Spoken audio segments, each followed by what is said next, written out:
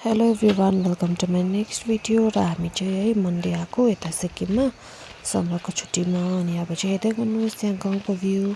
आज चाहिँ दिन एकदमै फगी लागिरहेको छ है। अनि यहाँ चाहिँ यस्तो देख्छ फगी लाग्यो भने यहाँ नानी चाहिँ खेलिरहेको छ पुचु है। हामी चाहिँ उसँग खेल्दैको किनभने अहिले पनि साथी छैन। र यहाँ चाहिँ बहिनी बल टिप्दैछ।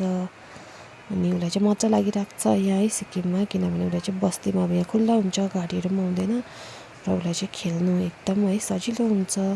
अनि हेर्दै गर्नुहोस् अब यहाँ तल चाहिँ मकैहरू रोपिरहेको छ बोजूहरूले। अहिले चाहिँ सानसानो फल्दैछ है। अनि अब यहाँनिर चाहिँ यस्तै हुन्छ, हरियो परियो सागसब्जीहरू। यहाँ बन्दाकोपीहरू मजाले लाउनु भएको छ है। अब फल्नु आँटेको छ यो बन्दाकोपीहरू पनि, टमाटरहरू पनि पुरा। अब यहाँनिर चाहिँ सब्जीहरू मजाले रोपिरहनु भएको छ बोजूहरूले। यहाँ चाहिँ कुनै बारी खाली हुँदैन है, सबै सिजनको सब्जीहरू चाहिँ यहाँ चाहिँ रोपेको हुन्छ। यहाँ डल्ले खोर्सानीहरू पनि है बारीभरि चाहिँ अब फल्दा झन् कस्तो दामी देख्छ होला है। यहाँनिर चाहिँ एकदम अर्ग्यानिक मात्रै खानु पाउँछ बस्तीमा बसेर। यहाँ सिमीहरू पनि कति दामी फलिरहेको छ। हामी चाहिँ गिनेरीको साग टिप्नु गएको अब बारी हिँड्दै जानुपर्छ है। अप्ठ्यारो छ बारीले गर्दै।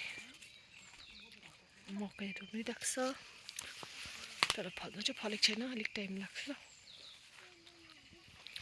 झ्याङमा चाहिँ गिनेरी खोज्नुपर्छ घाँस खाँदा। गिनेरी चाहिँ यसलाई भन्छ। म त यी बसिरहेको छु, पुगेको छैन। बुढी कमी ल त्यो ठुलो खालको इस्कुसको मुन्टा, इस्कुस फलेको। यहाँ चाहिँ मैले सब्जीहरू बटुलेर अब हामी चाहिँ सबैजना घर आइपुग्यो है।